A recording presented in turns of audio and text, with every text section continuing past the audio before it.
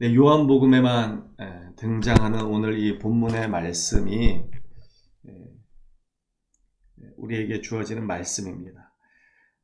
가나 혼인잔치, 요한복음 2장에 나오는 가나 혼인잔치에 보면 이 하나님의 때에 대해서 말씀하십니다. 이때 예수님의 어머니인 마리아가 포도주가 떨어졌다라고 이렇게 예수님께 말씀을 드릴 때 예수님께서 요한복음 2장 4절에 보면 내 때가 아직 이르지 아니하였다라고 이렇게 마리아에게 고백합니다. 그리고 또 요한복음 7장에 보면은요, 이렇게 말씀하십니다. 예수님께서 예루살렘 성전에서 자신의 신분을 드러내 놓고 크게 외쳐 가르치셨지만 예수님을 붙잡아 죽이려 하는 자들이 있었습니다. 요한복음 7장 29절에 예수님께서 이렇게 말씀하십니다. 내가 그에게서 낳고 그가 나를 보내셨습니다. 그러니까 하나님께서 나를 낳으셨고 나를 보내셨다. 유대인의 입장에서 보면 이것만큼 강력한 신성 모독은 없습니다. 그럼에도 불구하고 그들이 예수님을 어쩌지 못하는 장면이 나옵니다. 요한복음 7장 30절은 이렇게 설명합니다. 이는 그의 때가 아직 이르지 아니하였음이니라. 요한복음 8장 20절도 비슷하게 이렇게 이야기합니다. 여기 요한복음 8장 19절에 보면은요, 너희는 나를 알지 못하고 내 아버지도 알지 못하는도다. 나를 알았더라면 내 아버지도 알았으리라. 하나님을 아버지라고 칭합니다. 예수님이 십자가에 못 박혀 죽으셨던 이유는 신성 모독죄가 가장 걸렸기 때문입니다. 그런데도 이들은 그러한 예수님에 대해서 전혀 손대지 못합니다. 요한복음 8장 20절은 또 이렇게 이야기합니다. 이는 그의 때가 아직 이르지 아니하였습니다. 예수님께서 계속해서 자신의 신분에 대한 정체성을 분명히 밝히시고 하나님을 향해서 나의 아버지라 그가 나를 보내셨고 그가 나를 낳으셨다 이렇게 말씀하실 때에도 그들은 이 예수님을 어쩌지 못합니다. 왜냐하면 아직 예수님의 때가 이르지 않았기 때문입니다. 그리고 여기서 말씀하시는 예수님의 때, 내 때는 결국 죽음의 때를 가리키는 것입니다. 오늘 우리가 12장 24절에 한 말씀만 읽었지만 여기 바로 그 앞절 23절의 말씀을 보면은요, 예수께서 대답하여 이르시되 인자가 영광을 얻을 때가 왔도다 라고 이렇게 기록하고 있습니다. 헬라 몇 사람들이 예수님을 찾아옵니다. 그리고 빌립을 통해서 예수님을 뵙고자 합니다. 그때 예수님께서 이렇게 말씀하시는 것입니다. 인자가 영광을 얻을 때가 왔도다.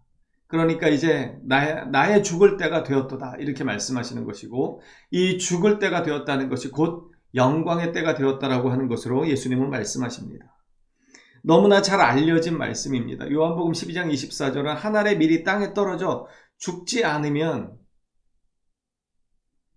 그대로 있고 한 알 그대로 있고 죽으면 많은 열매를 맺는다라고 이렇게 말씀하십니다. 하나님이 세우신 이 법칙과도 같은 것입니다. 한 알의 밀이 땅에 떨어져 죽지 않으면 아무런 열매가 맺지 않는다는 것. 이것이 바로 오늘 본문의 핵심인데 제가 이 본문을 선택하면서 십자가가 바로 이런 것이 아닐까 생각하게 되었습니다. 십자가는 결국 죽음을 의미합니다. 우리는 너무나 잘 알고 있습니다. 그리고 그때가 지금 가까웠다라고 예수님은 말씀하시면서 이 말씀을 전하고 계십니다. 제가 전에 읽었던 책 중에 복음에 미치다라는 책이 있습니다. 그게 이제 예전에 복음에 이렇게 미쳐서 자신의 생명을 돌보지 않고 하나님의 귀한 복음의 사역에 그 인생을 온전히 드렸던 사람들에 대한 믿음의 선배들에 대한 이 발자취를 따라서 기록한 책입니다. 그 중에 꼭 기억나는 한 여자 선교사분이 있습니다. 로제타라고 하는 분인데 이 로제타는 조선에서 최초의 서양식 결혼식을 올립니다. 이 로제타가 왜 한국 땅에 오게 되었냐면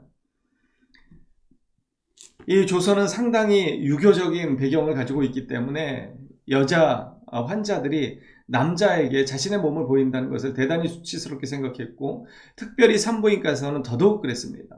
그래서 아무리 아파도 심지어 죽을지라도 자신의 몸의 일부를, 그리고 특별히 부인과에 관련된 그 몸의 일부를 남자 의사에게 보여준다고 하는 것은 상상할 수도 없는 일이었습니다.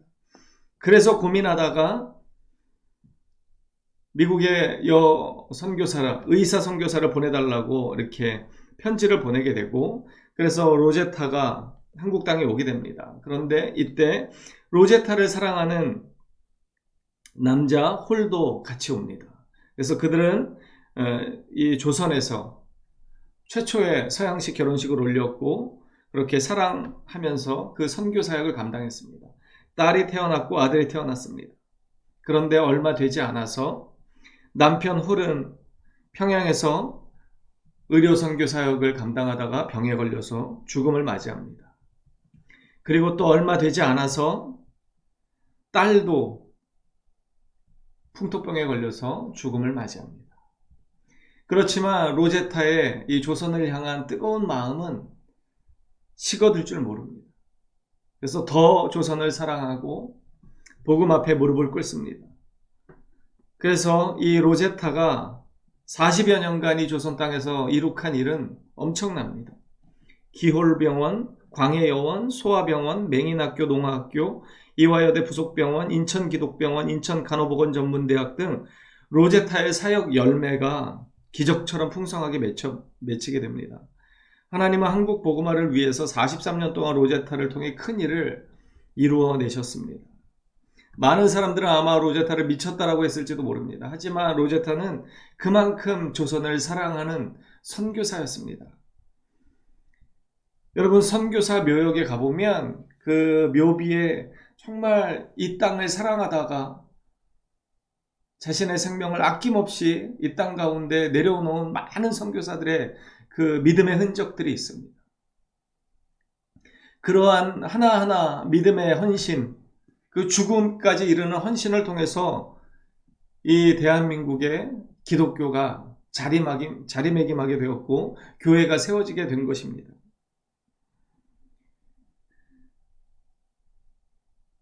남편을 잃고 딸을 잃었음에도 불구하고 복음에 대한 열정을 꺼트릴 수 없었고 조선을 향한 뜨거운 사랑을 접을 수가 없었습니다. 그래서 이 귀한 사역들을 감당해냈습니다.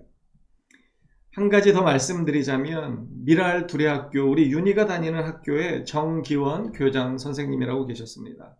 올해 2월에 퇴임을 하셨는데 이분이 아주 유명한 사립초등학교의 교사로 재직하셨습니다. 앞길이 유망했고 걱정할 것이 별로 없었습니다. 그런데 이분 안에 언제나 그 교육에 대한 갈급함이 있었습니다. 교육의 가나안을 향한 꿈과 비전이 있었습니다. 그래서 마음에 맞는 선생님들과 함께 사비를 털어서 선진국의 교육을 배우러 다녔고, 그래서 학교를 세우게 되었습니다. 이 미랄 두레학교의 모토는 예수님 가르침 그대로입니다. 그리고 이 편안한 인생을 그만두고 그 학교를 그만두고 그 선생님들과 함께 사비를 털어서 교육을 받으며 연수를 다니며 그렇게 학교를 세웠습니다. 하지만 쉽게 원하는 대로 학교가 세워지지 않았습니다. 많은 반대도 있었고 배신도 있었고 사기를 맞는 일도 있었습니다. 그렇지만 주님께서 주신 이 교육의 가나안을 향한 이 뜨거운 사명과 비전이 있었기 때문에 절대로 포기할 수 없었습니다. 그래서 최선을 다해서 열심히 학교를 위해서 헌신했습니다. 그러다 보니 몸에 병을 얻기도 했습니다.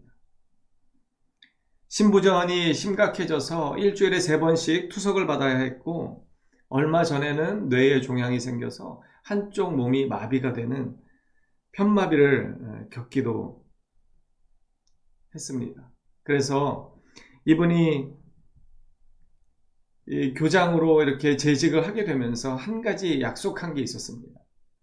10년 후에는 내가 물러나리라. 왜냐하면 내가 세운 학교이기 때문에 교장 위주의 학교가 되어서는 안 된다라고 하는 다짐이 있었기 때문입니다. 그것이 올해 2월의 일입니다. 그리고 이 취임식 때 한 선생님이 이 정기원 교장 선생님에게 이렇게 물었습니다. 교장 선생님에게 미랄 두레학교는 어떤 의미입니까?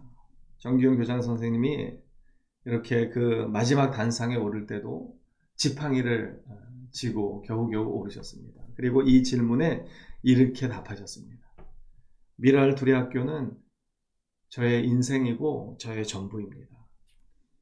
제가 그간의 모든 상황들을 알지는 못하지만 이분이 썼던 교육의 가나안을 향하여라는 책을 통해서 어느 정도는 알고 있었기 때문에 그 감동이 더했습니다. 그리고 우리 윤희가 이런 훌륭한 믿음의 학교에 다닐 수 있다는 것에 감사했습니다.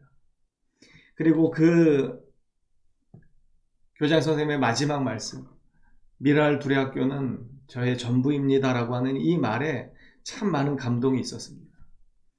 그런데 이 말이 저에게 다르게 들리기 시작했습니다. 예수님의 죽으심, 이 한 알의 밀이 땅에 떨어져 죽는다는 것은 결국 어떤 것을 의미하는 것입니까? 예수님께서는 요한복음 10장 11절에서 나는 선한 목자라 선한 목자는 양들을 위하여 목숨을 버린다라고 말씀하셨고, 요한복음 15장 13절에서는요, 사람이 자기 친구를 위하여 목숨을 버리면 이보다 더 큰 사랑이 없다라고 말씀하시면서 너희는 나의 친구라라고 말씀하셨습니다. 그러니까 목숨을 버리는 것만큼 더 큰 사랑은 없다라고 말씀하십니다. 제가 이 말씀과 이렇게 비추어서 묵상하면서 미랄 두레학교가 그 교장 선생님에게 전부였던 것처럼 예수님이 우리를 위해서 죽으셨다는 이 사실, 한 알의 밀이 땅에 떨어져 죽는다는 이 사실은 우리가 예수님의 전부였구나라는 그 묵상에 이르게 되었습니다. 한 알의 밀이 땅에 떨어져 죽을 때 많은 열매를 맺습니다. 그것을 위해서 예수님께서는 십자가를 기꺼이 짊어지셨습니다. 그리고 예수님은 우리에게 이렇게 고백하십니다. 누구야? 너는 나의 전부란다. 여러분의 이름을 불러보시면서 이렇게 고백했으면 좋겠습니다.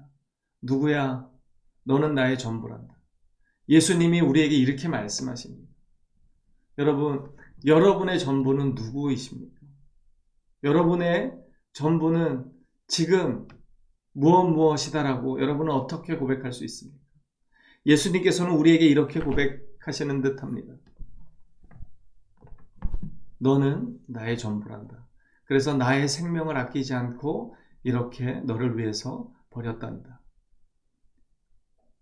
여러분의 전부는 누구입니까? 여러분은 무엇을 위해 살고 계십니까? 오늘 이 아침에 예수님의 이 여러분과 저를 향한 사랑의 고백에 어떻게 답해야 될 것인지 묵상하시고 주님 앞에 주님이 우리의 전부입니다. 나의 전부입니다라고 고백할 수 있는 저와 여러분 되기를 간절히 소망합니다.